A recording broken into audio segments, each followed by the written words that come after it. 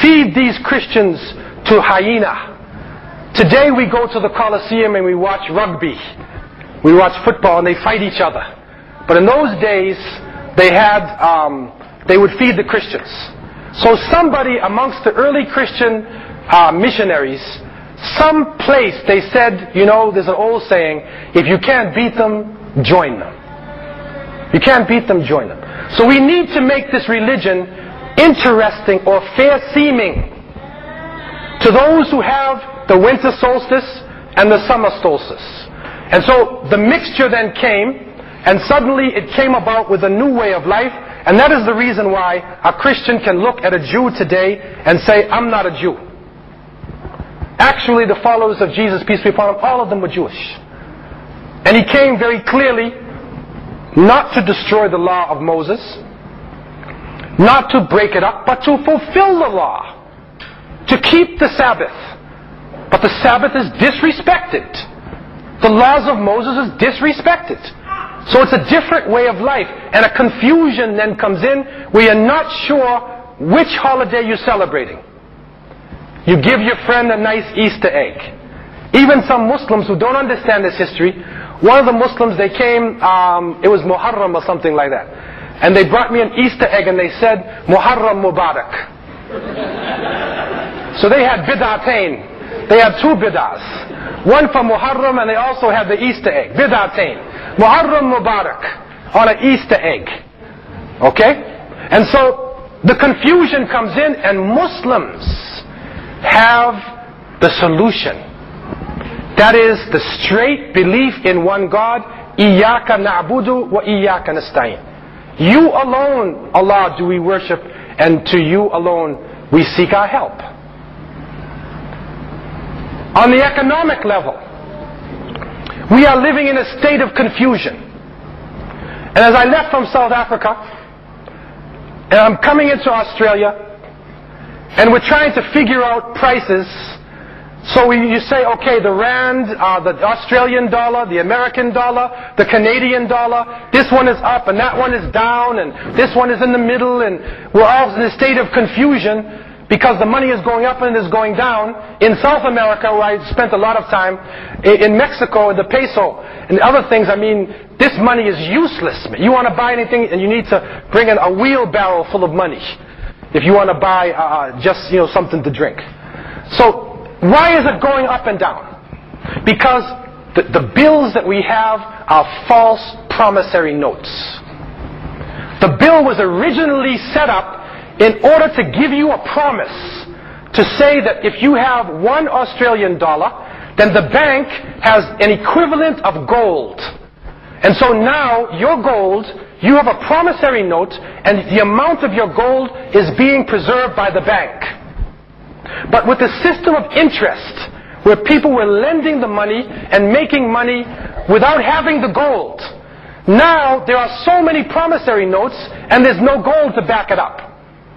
So therefore the American dollar is the strongest dollar in the world, and you come to Australia and you say, and people look at you, I have a US dollar. Everybody bows to the US dollar. Right? This is the new sijda. Right? To the one eye on top of the pyramid in the dollar bill. Everybody's making prostration. Why are you prostrating to the US dollar? The Americans have the largest debt on earth. They owe something like $400 billion, man. They're in debt. More than any country in the world. Why is their currency the most powerful? Because you're living in a system that is not real. It's an illusion. It's an illusion. The same way your bond or your mortgage, it's an illusion. And you go to the bank, and in South Africa people are driving BMWs. In Cape Town, there's more BMWs than in Germany.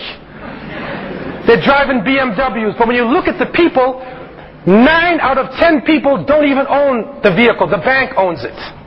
But he says it's my car, and I look good. He's driving his BMW. It's an illusion.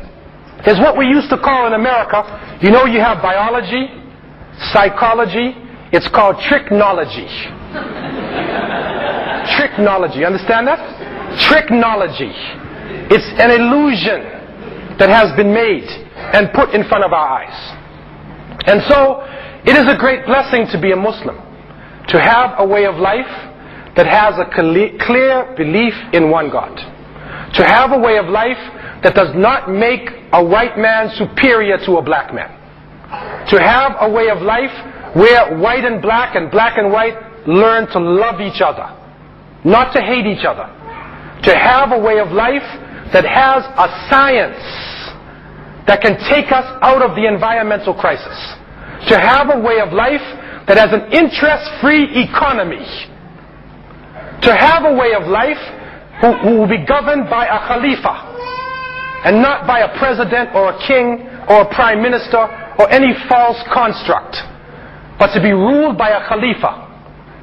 That is part of the blessing of being a Muslim. But I want to say in conclusion to the Muslims who are here tonight that Islam needs practitioners. In order for Islam to come alive in the land, somebody has to be Muslim. It can't just be in the books. There are no more prophets to come. There are no more messengers to come.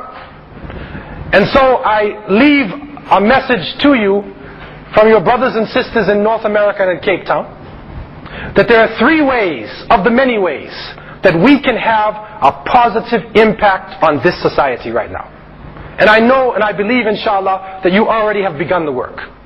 The first is Tawheed. That we need to get to every home in Australia the concept of Tawheed. That everybody has a chance to learn that there is a way of life that has a scientific system, a political system, an economic system, a social system. At the basis of this way of life is the belief in God. Tawheed also makes us brothers and sisters in humanity. It also respects knowledge wherever it comes from. And so we need to get this message out to society. Secondly, tahara, purity. First, taharatul i'tiqad, the purity of belief. That Muslims, number one, need to go back to the lines of their faith and to purify their faith, to take out any false teachings that have come inside this faith all along the way and take us back to the first 3 generations, the first generation of the Salaf, of those who came and got the message directly from Rasulullah ﷺ, or the ones who took it from them. We need to be able to go back to that fresh water and drink the fresh water and make it alive in the land. I don't mean just drinking the water and then staying home, because the second part of the message is to take it out to people. Taharat al-badan, purity of the body, teaching the proper cleanliness, hygiene. Also tahara in relationships between people.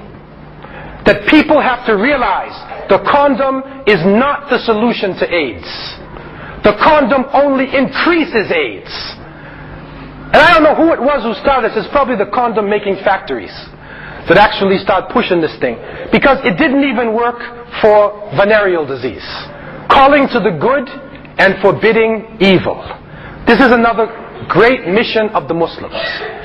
This can be done in a very positive way, working with civil society and showing the people in the society that there are those who will stand up against drug dealers, who will stand up against crime when it's happening in society, stand up against racism, stand up against anything that will destroy the society, destroy the environment, and ruin our planet. This is an important mission of the Muslims. And we have been commanded by Allah subhanahu wa ta'ala to take this out to the people and to let every home hear this message. And so I leave you with these words, and I echo the words that came in the beginning in the Australian way, a boomerang. As we heard in the beginning, وَمَنْ أَحْسَنُ قَوْلًا مِمَّنْ دَعَا إِلَى اللَّهِ وَعَمِلَ صَالِحًا وَقَالَ إِنَّنِي مِنَ الْمُسْلِمِينَ. And who is better in speech than one who calls to Allah and does righteous deeds? And he says, surely I am from the Muslims. أقول قولي هذا وأستغفر الله لي ولكم. I said what I have said, and I ask Allah to have mercy upon me and you. Wassalamu alaikum wa rahmatullahi wa barakatuh.